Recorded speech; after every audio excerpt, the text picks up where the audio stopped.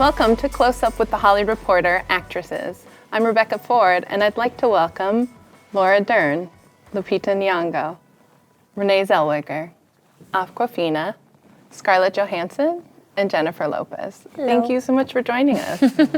So we're going to jump right in here. When were you most afraid or intimidated by a role, and how did you overcome it? We can all probably relate that it happens every time before you start. Yep. It happens every time. Your imposter syndrome sneaks in, and you're going to be found out, and this will be the time that everyone knows you're a fraud and you're going to get fired. And you know, I don't know. It's always this wonderful, exciting collaboration, and you don't want to let anybody down. So. You know, you just have those little nerves and want to make sure you hold up your end of the deal. It becomes less of fear than, and more, probably more just a sense of responsibility as you, I guess, get older and have been doing it a while. But it's always part of the joy of it, really, because if it doesn't frighten you, then Excitement. maybe, Exactly. Yeah. Yep. Why are you doing it if it doesn't somehow? Scare you. Yeah. Scare the shit out of you. How about Laura? Was there one specific, maybe, that scared you more than most? And I would say, I mean, to your point, scare the shit out of you, that probably the most scared I've been is when I'm having the most fun. Because it is so boundaryless and you kind of lose sight of where you are, and that's an amazing feeling. Specifics in the moment, probably I did film Citizen Ruth, and that was I felt at the time the most different of anyone I'd been with. I mean, not that I'm not addicted to huffing paint, but that was a challenge, and at that time felt scary to me, and because it was a very dark comedy, trying to sort of walk this unusual line in the script was so fun and terrifying and beautiful.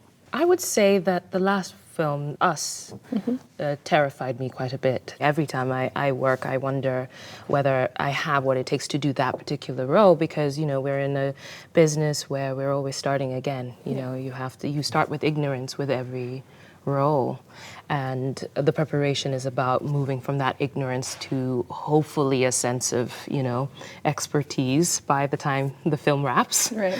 But with Us, I had to play two characters in one movie, and I had the time it usually takes me to prepare for one. And these two characters are diametrically opposed to each other. They are individual, but they're also two entities that ultimately are one. So that was a challenge, just in terms of how to organize it in my head, you know, and how to make them distinct and yet feel like two parts of one entity. I think you're always kind of excited at the undertaking of a new role, a new movie, and I've done them for so long, and a lot of us have here, that you're not nervous. There's like butterflies, but it's not it's not like, oh, I'm gonna go down in flames. It's not that nervous. But this was the first time in a long time that I was actually terrified to do that opening number, which I suggested, of course. So it was my fault that I was there to begin with, because it wasn't written in the script. It just says Ramona finishes a final flourish, and then me and Destiny meet. And I was like, no, she's like the big, you know, kind of the money maker at the club. She was this person. I played a stripper in this movie. And I was like, but she has to show why. Like, we can't say it, we have to do it, right? I have to dance on the pole. I have to show them. I have to go there. And even though that's scary, and in my mind I was like, it's gonna be scary, but then when I was there and I have the dental floss on and you know what I mean, and I'm out there like in a way I've never been, it was so scary. It was so terrifying. I was literally like, for the first time in years, like my heart beating out of my chest and going, oh my God, I'm really nervous. I'm really scared. And I wasn't smiling like I am now. You know what I mean? And I turned to my producing partner, and she was walking onto the stage, and everybody was excited, and it was toward the end of the shoot. And here we go towards the stage, and I have my robe on, and there's 300 extras, all men, and it's like, oh my God, okay. And I go, I turn to her and I go, I'm scared. you know, and she was like, you are? Never hears me say that, right? We just like working, doing our thing, show, movie, blah, blah, blah. And I was like, yeah, I'm scared. And she was like, you got this, you got this. And I'm like, yeah, I got this. But I think that was putting myself out there in a way physically and emotionally and kind of, I don't know, something deeper than I had ever done, and playing a character that was that unapologetic in so many ways that it was so different than who I was, you know.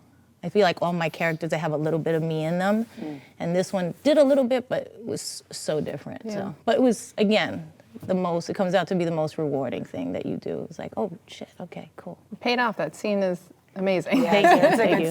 Can I ask you who helped you to choreograph it, and how long you did it, and how many people actually saw you do it before the 300 male audience members? That's so funny. Hardly any. So right? you were safe in a quiet space? I was in a quiet space. Goodness. Probably that's why too. And it was hard. It was, you know, I had to learn the acrobatics, and so, you know, like the shoulder was out and build up to it. So it took we started like 8 weeks out, and she started just showing me. I had a pole teacher who worked for Cirque du Soleil. But she lived in Vegas, so she kind of knew the strip club. So I was like, you know, this has to be like, I'm not trying to be a Cirque du Soleil performer. I'm a stripper. And so it has to have that kind of like dirty, sexy, grimy, you know, feel to it too. Like I want it to be that too. And so we kind of just put it together with the moves that I learned, and I was like, oh, this is a great one, or, you know, I need to conquer that one, so I need to learn that one because that one has to be in there, and we kind of put it together, and then it was like from doing research and going to the strip clubs, you know, there was moves I saw some of the girls do. I was like, I'm gonna put that in, I'm gonna put that in, I'm gonna put that. You know what I mean? And so I just kind of constructed it piece by piece. And then, you know, we picked a song and we just did it in that way. But it was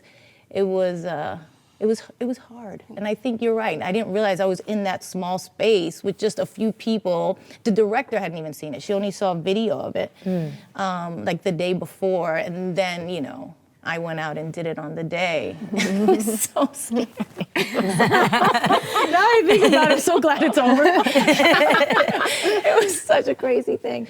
And Scarlett, what about you? You have two very different films that have come out. Is there one that was sort of more intimidating for you than the other? I don't know if intimidated is really the right word exactly. I think both of those films, even though they're really different, the thing they do have in common is that the scripts were like beautiful little gems, both scripts, and Laura read, obviously, Marriage Story, and it was it was incredible. I mean, it was just I think what people that have seen it don't necessarily realize is that every hesitation and every unfinished sentence is all scripted, and Noah's really, you know, the words are the words, and you know, you have to stick to that. Yeah, it's all right there, and he's a real stickler about that, you know, which is fine.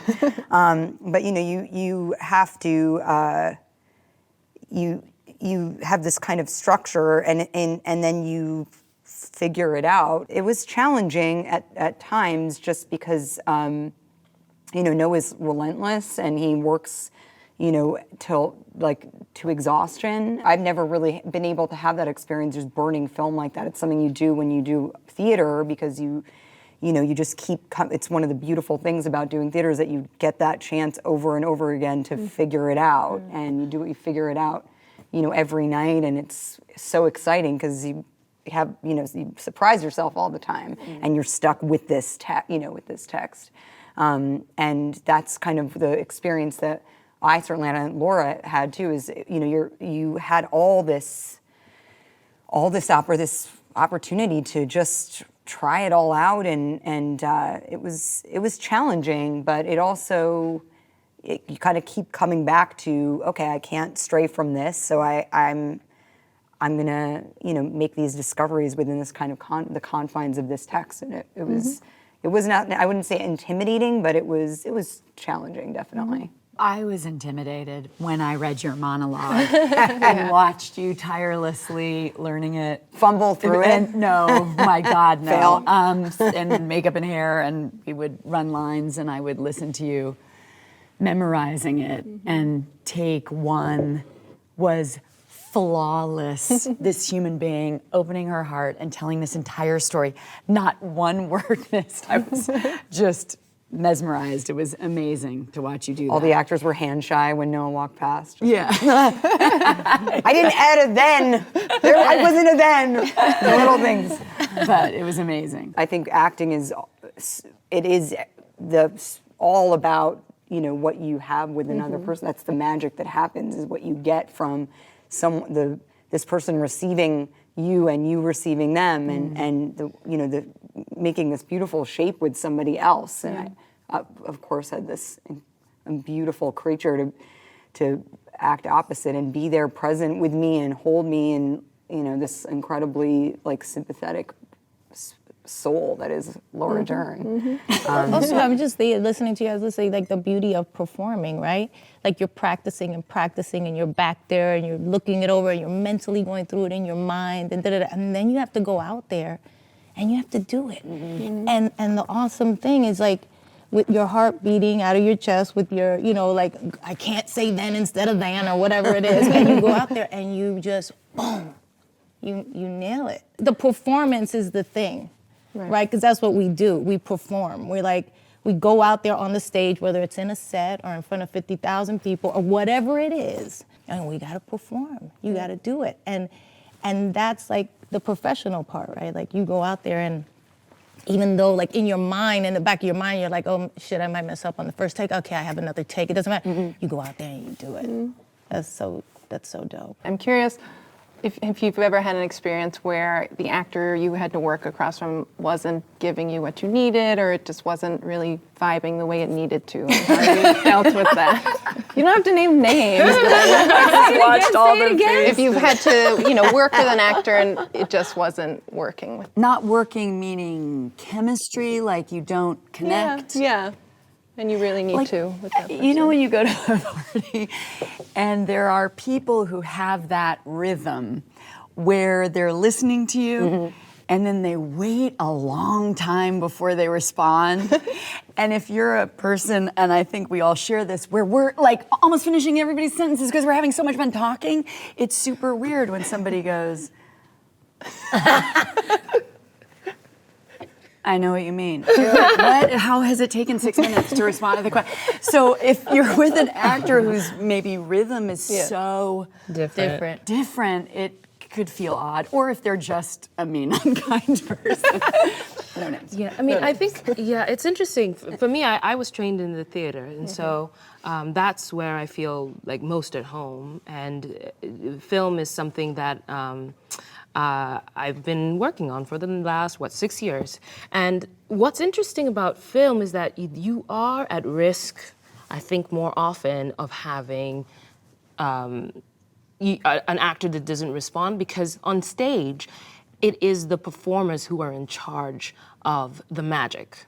Whereas on film, there's other people in charge of the magic. You know, yes, the performers do their thing, but then there's the editor who ultimately is the one that puts the performance together. Then it's the take, you know, you just have to do this. The camera, you know, all these weird things where you can't look at the person you're acting with, you have to look at the X or something like that. So all those things get in the way or make just human exchange a little bit more challenging. And therefore I think you are more likely to find moments with an actor where things are not gelling, because there's so many other things to deal with. So I think for me, my growth in acting for film is almost you have to be a lot more self-reliant, is what I'm realizing, that you have to be able to control your performance in a way that it doesn't necessarily have to rely on the other person. But for example, with us, I played both the hero and the villain, so I never had my scene partner there, you know. I was playing against green dots and stuff like that, and I had to act, and then I had to prepare for how I reacted. So that was one of the ways that I had to be extremely technical and self-reliant, and to trust that the editor would do his job to make the talking and listening happen. So for me, working on this on us was a lesson in how effective being self-reliant can be. It's almost like you have to control what you can and then just let go, and trust that your scene partner, the editor, will do the gluing. And it sounds like a lot of preparation. Yes, a lot of You have to preparation. prepare, but Yeah. then you know what it is that you're trying to achieve on the day. And depending on the circumstances, whatever shows up, you have your arsenal sort of to fall back on. Right. What are you going to pull from? What's necessary? Exactly. And you know in the moment what's necessary because you know what the goal is, and you've already sort of, looked at the trajectory. Right. So you understand where all the places it might go, and you just figure out for yourself as you go along how it's, what's necessary. Yeah. I wonder now if I'm that person that people are like, yeah, there just wasn't a connection there. I don't know what was going on. No, I'm just retracing that in my mind. I think for me, if you come onto set and if the other actor is having a bad day, or I feel like I sometimes that energy will come off a little bit, and it's not anyone's fault. And I think it's always if you hate me, then I'm gonna feel uncomfortable right now, But then I think that when you do have those talks with your co-stars or whatever, and you kind of realize that they're human as well, and they have the same fears, I think that helps the onset connect. Just knowing the empathy and knowing that we're both here going through it, Yeah. I'm curious how important it is for all of you to sort of shift what people expect from you based on your choices. Awkwafina, I know with The Farewell you did a really dramatic role when you were kind of known for comedy before. Did that add extra pressure? Were you worried people would expect you to be funny in the movie? Yeah, I mean, it added a lot of pressure. Yeah. I was really, really scared. Yeah, because I think you know what people think about you and stuff like that, but you don't know what you can do, And I think that you create all these different scenarios in your head about the worst it can go and the best it can go, and you want to strive for this kind of invisible best that never will come true. But I think it's that striving that that you kind of run on. It's so different now. The climate is so different now. There's so many wonderful opportunities for women of every age to, play all different types of people. And, I feel when I was working in my early 20s and even my late teens, early 20s, I felt that I sort of got somehow typecast as I was very kind of hypersexualized, which was, I guess, at the time seemed okay to everyone. It was another time, even though it wasn't part of my own narrative. It was kind of crafted for me by probably a bunch of dudes in the industry. And, I guess that worked then. Right. But it was really difficult for me to try to figure out how to get out of being an ingenue or the other woman, because it was never anything that I had intended. I'd been working since I was 8 years old, and certainly that was never a goal of mine. Right. I sort of had to kind of shake it up a little bit because I just couldn't seem to, I just didn't want to work on stuff that I knew how to do and knew I could do it, and it was what is this? I remember thinking at the time, maybe I need a different job in this industry that would sort of be more fulfilling, because there seemed like there was just nowhere to go. And so I actually had the opportunity to do a play, to do an Arthur Miller play on Broadway, and it totally reset my whole way of thinking about how I could work and what the different kind of opportunities that could be available to me. And it's amazing how theater is limitless, and it just felt so, even though it was terrifying, it felt liberating because I actually felt that every night I had the opportunity to change the narrative and I had, as Lupita had said earlier, you have control of your own kind of fate on stage to some degree, and you're in charge of your own destiny up there.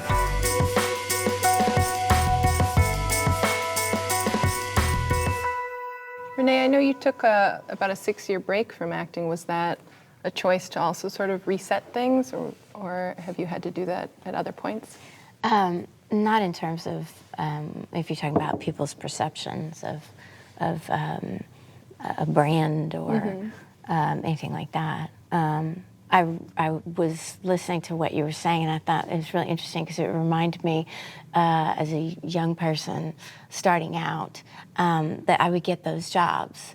I would get the cut-off shorts and the other woman, the one-night stand girl, and I did about 3 or 4 of those little jobs in Texas while I was still at university, and I thought, I think I'm going to not do this anymore because I know where that road will go. I don't know what it's going to look like ultimately, but I bet it would be really hard to get off that road. And there's the inevitability of things changing and your body changes and, you grow older and, you have a life and you look like your life, and thank God for that, right? And I thought, I want to be good with the inevitability. I want to be good with that. And I want to work in a way where I can portray women who are relatable throughout my life. I don't want to have to stop at a particular time because I can't wear the cutoffs anymore because it looks weird, It's a bad idea, or it doesn't really relate to the person that you grow into, or whatever. I bet it still looks good. You're very kind. You're kind. But it's funny because you feel like a different person. You just So anyhow, I thought it was interesting listening to what you were saying about that because I wondered what that experience might have been like. And it wasn't even by your choosing. It's because it's just the nature of having been born a very beautiful woman, So I think that's, I think it's interesting. So, and good for you because I thought it's so interesting. I've loved watching your career from the beginning, watching you grow up and, through your roles. And from a very young woman, you've been working. And to see that no matter what you said that you had been hypersexualized, I always felt that your talent superseded that. I felt that always. I mean, it may have been your experience from the inside or whatever it was that you were being asked to do in terms of promotion or whatever it was, but I always saw a wonderful actress, always. I mean, I'm sure you guys agree. Thank you. Oh yeah, no, always. And I saw you in that play on Broadway, and you were phenomenal. So gifted. Thank you. Yeah, oh yes. Yes. I'll do this again. This is really just Compliments all around. like this. So I'm curious about your views on sort of the press and fan attention and that public-facing part of your experience as an actress. How do you deal with when things are unkind, whether on social media or in the press? And has your view of that changed over time? I feel that. I mean, I not to put anybody in an awkward position, but to say, I know we've all faced it and the difficulty of trying to keep one's life private, but I must say you carry this other extraordinary gift of being iconic in this larger story, and knowing what it has felt like for me, there are moments when I'll pass a magazine cover and just feel, grief for anybody having to walk through this, the salacious, again, narrative that's created. And Paper we've dolls. all had it. Yeah. But I mean, I turn it with curiosity to you because it is amazing to be, considered this, iconic music legend and also truly be considered an actor. First of all, as two totally Don't make me separate cry. gifts and careers. I get very emotional. But it's beautiful, and while everybody gets to create their stories, and It's that part of it. It's funny. From the beginning, I've been kind of really picked out and plagued with that. Lots of stories, lots of lies, lots of things where you're trying to figure out, like, how did this happen? How did I become that person? And I think what I've learned is that none of it matters. And it doesn't really bother me anymore. I've learned that, like, I know who I am. I know what I do. I know I'm a good person. I know I'm just out here working my ass off and, trying to, fulfill myself creatively in a way, because that's a drive of mine. That's my thing, and I just learned not to worry about anything else. Anything else. Me, my kids, my life, my work, what I'm gonna do next, what creative, fun thing I can do, what can we produce, what's the show gonna be, this, you know what I mean? It's like, that is the makeup of my life. And what you realize is, because there was a time in my life where it was such a big part, and it was so hurtful, and it was so hard that you think, I don't wanna do this anymore. I don't wanna be this, I don't wanna be the person on the cover of the magazine every week for 2.5 years. I don't. This is crazy. Why me? And then you go, well, it only just hurt you, and even most of it wasn't true, so why do you care? Like, I had to get to a point where I just was like, it just doesn't matter. It doesn't matter what people say. What matters is who you are and what you're doing. And I think eventually that got through, no matter what people are writing and what they're saying. They just all of a sudden see you. They go, oh, wait, she's been around a long time, and she's doing okay, and she seems pretty nice, and, and I think, honestly, American Idol helped with that a lot, of all the things that I've done in my career. People, like, actually just seeing me talk about how much I love music, and how much I love people, and how much of a girl's girl I am, and how much of a crier I am, and, all the things. And things shifted, but I just realized it just does. The biggest thing is just it's not really the thing that matters. That they could write whatever they want tomorrow and it wouldn't matter. Renee, I want to talk about playing Judy, because obviously part of her story was sort of the way she was treated by the public and the media at a certain point in her career. How did you sort of get into the headspace of relating to her at that point in her life? Well, I guess going back to what Jennifer said, where does that story come from? And you, again, you get to the place where you resign yourself to needing to be the determinant of your own, I guess, I don't know, legacy, whatever that might be, how your children or your nieces and nephews think of you going forward, based on what it is that they might read. But knowing that there's so much more to a story than what's written, and understanding and looking at what was written about her at the time of her passing and the years leading up to it in the last chapter of her life, it seemed so unfair to me. Because it was, of course, salacious, because that's what's so exciting to read about, and that news travels more quickly, doesn't it? Where they say a lie will travel around the world while the truth is still putting its shoes on. And I thought, I'd like to understand this better. I'd like to understand why that chapter is blanketed in tragedy, and why she was accused of things, making such bad choices, and how she ended up in a place where she was facing so many challenges. Was there a certain point in the process where you felt like, I have it, like when you put on the hair and the outfit and the makeup, or was it much earlier than that where you felt like, I've really got who she is? No, that didn't happen. It didn't happen. It was in motion. It was a process that was in constant motion.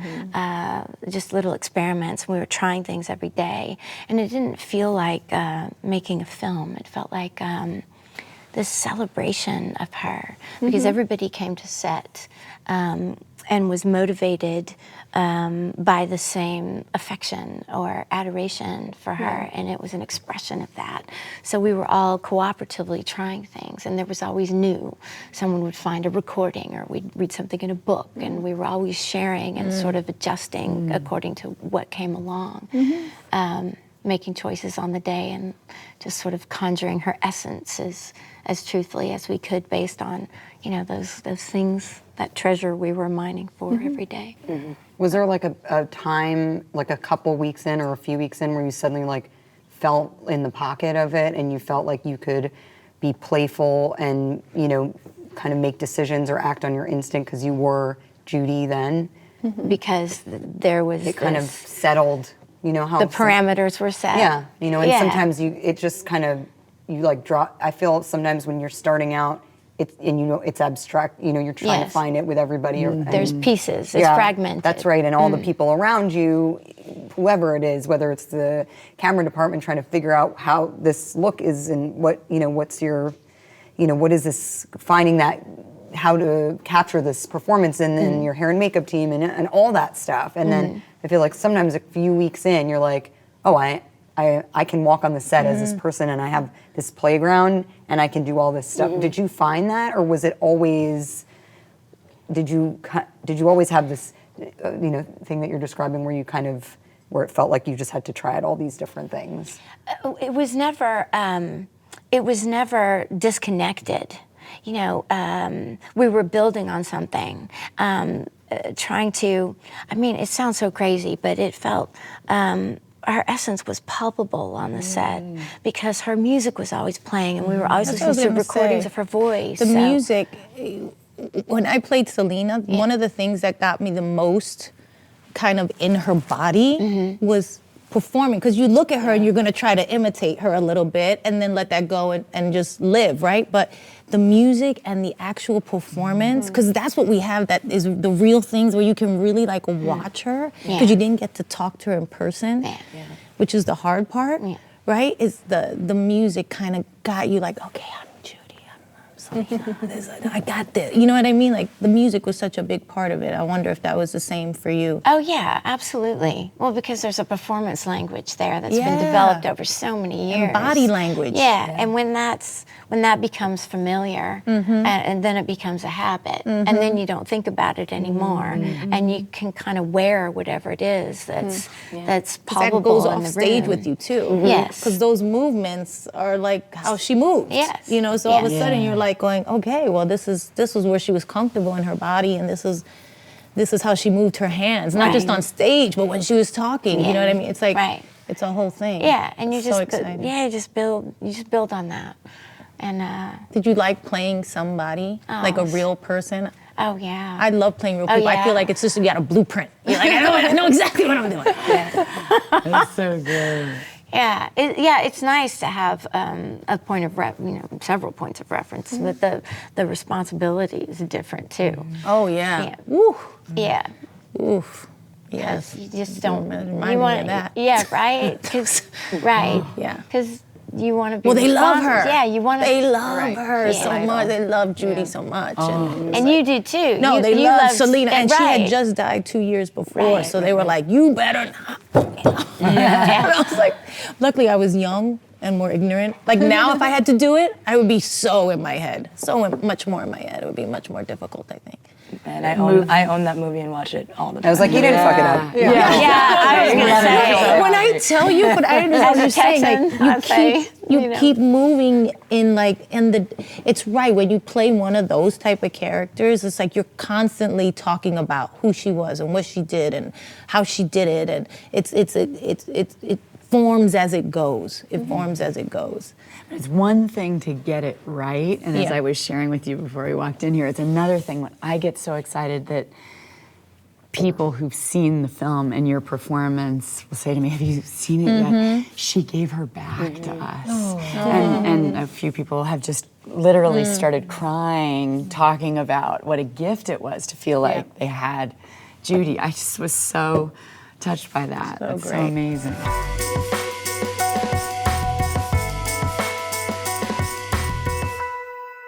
Awkwafina, The Farewell is based on Lulu Wang's true story with her grandmother. How did that help inform the character for you? The cool thing about Lulu and Billy is that Lulu wasn't like very precious about keeping her exacted, and she would say things like, she wouldn't say like, that's not how I sneeze. It wasn't like that. And I think she was always very receptive to like any input I had about what she would be doing, what she would be thinking.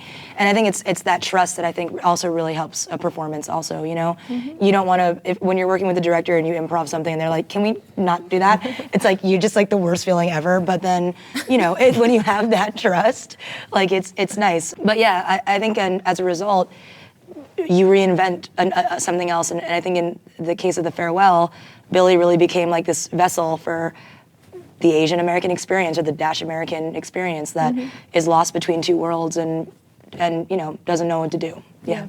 Laura, you worked with both Greta Gerwig and Noah Baumbach this year, and they're obviously a real life couple. What did you find sort of similar about the way they work, and what was sort of the starkest difference?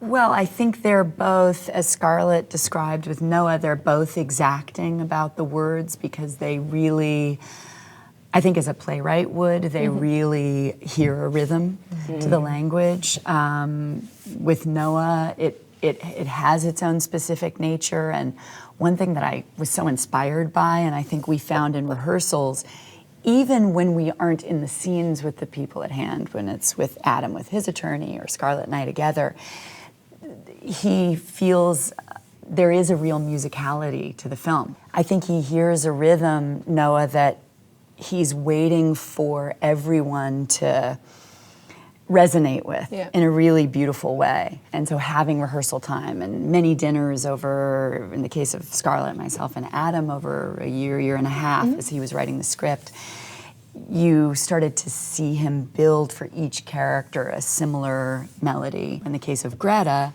she was also adapting Little Women. We wanted to honor Louisa May Alcott's words and another time, seemingly, but she's so brilliantly trusting of how modern the story is, of how modern Louisa's writing is, and how clear a revolutionary Louisa was, and through these characters, complicated and beautiful different female characters that she wrote, but also that she heard the language in a way that I think is very similar to how she and Noah have worked and collaborated, both as co-writers and her as his actress.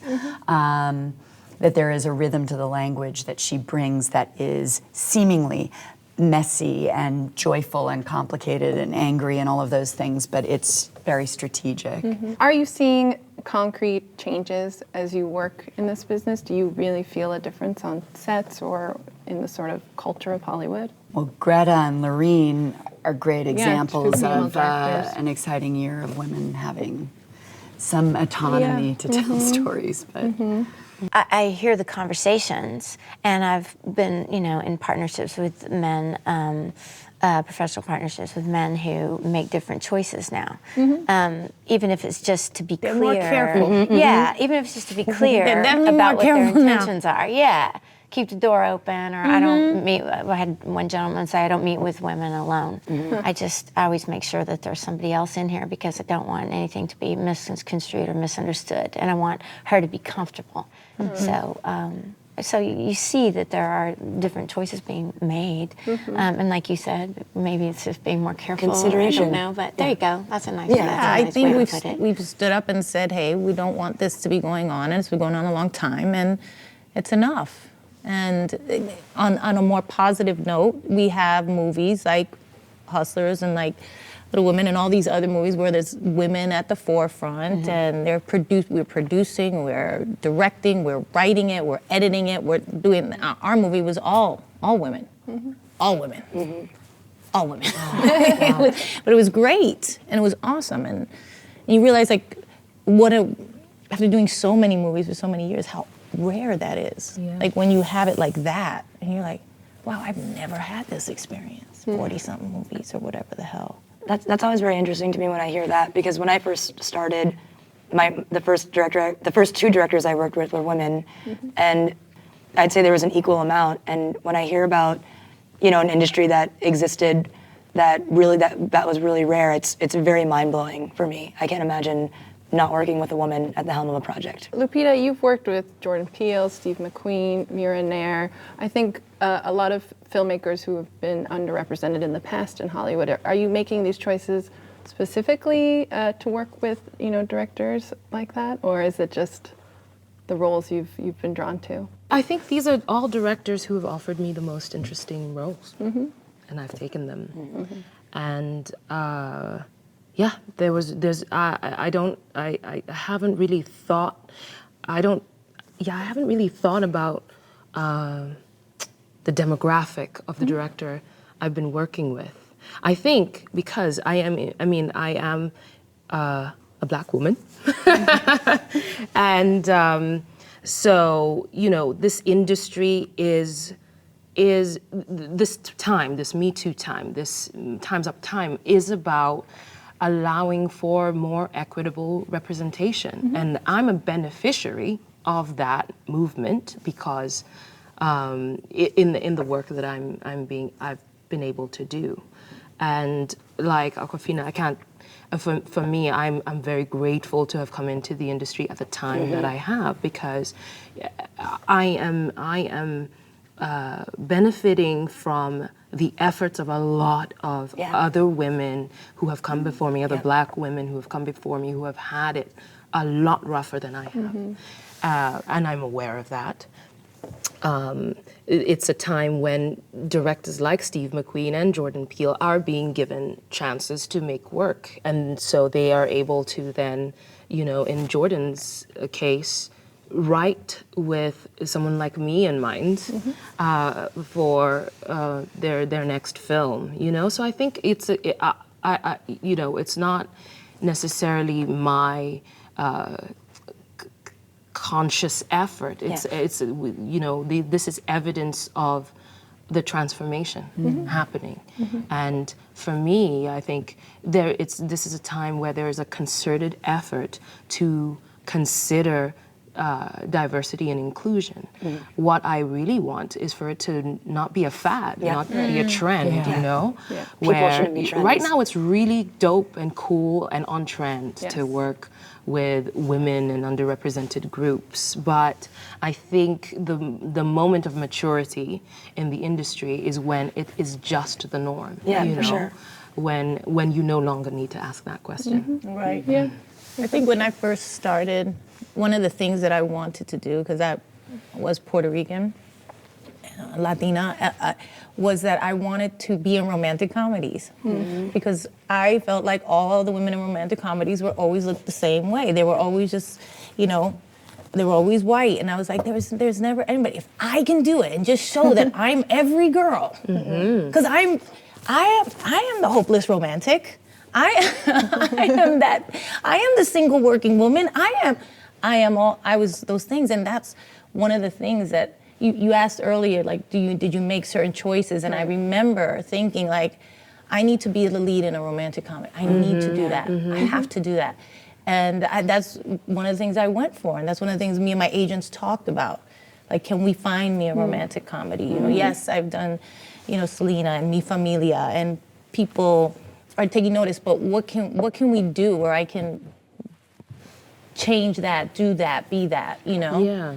I think there's a genuine urge for audiences to want an industry that represents their life. Yeah. And I think that in that way, that's why I'm very positive about the direction that we're going in. I don't think that having people of different cultures or women will be a trend, because I think that it's what people want. People, we're changing as a society. I don't think that the work that Time's Up or the Me Too movement will reverse. I think that it's going to become engraved into how we work and how a set is run. And I think that those changes are only positive because we're moving forward as a society. A couple of filmmakers have come out sort of against Marvel films. Scarlett and Lupita, I'm especially curious what you think about Marvel films being called the theme parks of movies and things like that. I think there's certainly a place for all kinds of cinema right now. I mean, people absorb content in so many different ways. Yeah. I actually didn't totally understand that statement because I guess I needed some insight as to what it meant exactly. And somebody had pointed out to me, because to me it seemed kind of like a little old-fashioned, but somebody pointed out to me that perhaps what the statement meant was that there's no room for smaller films because the cinema is taken up by these like enormous blockbusters, and that like smaller movies don't have a chance at the theater, which I hadn't actually considered, which I think is a valid point.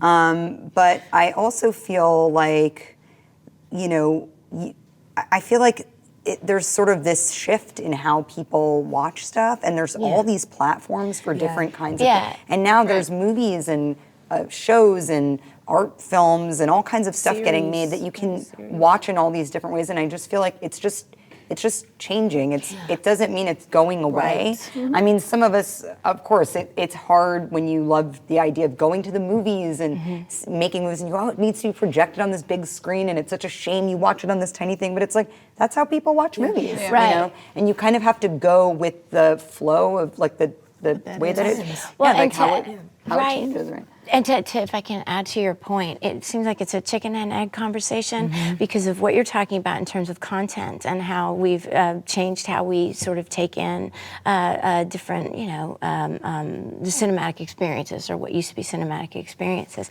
The place of movies, the place and the importance of cinema has also shifted a little bit.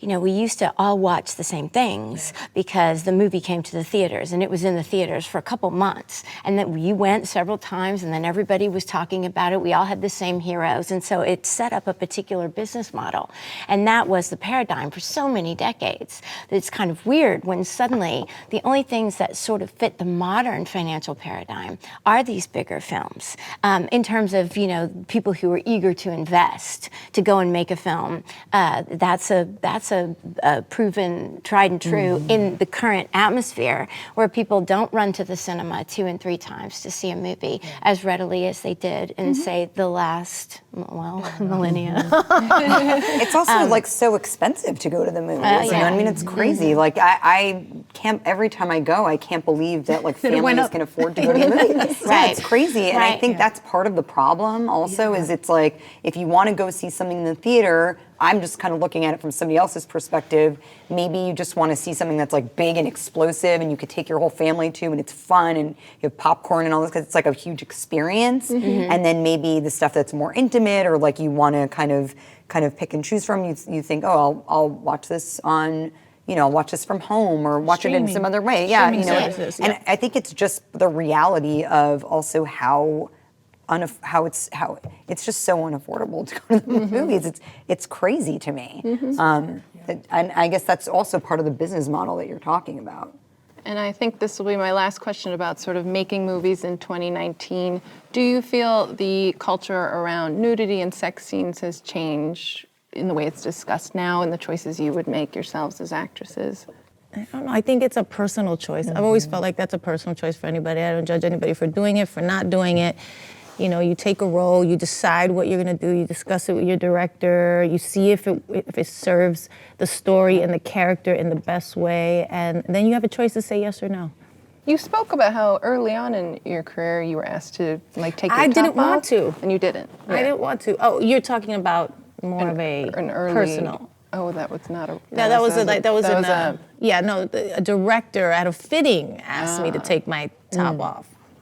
Not for the movie. To see. To see because what? I was supposed to do nudity in the movie. Oh, they wanted to see your breasts? He wanted to see my boobs. And I was like, what they looked like before you Yes. That is crazy. Well, he was crazy. And oh my God, who was it? And I said no. I stood up for myself. But it was so funny because I remember like being so panicked in the moment, like, oh my God. And by the way, there was a costume designer in the room with me. Yeah.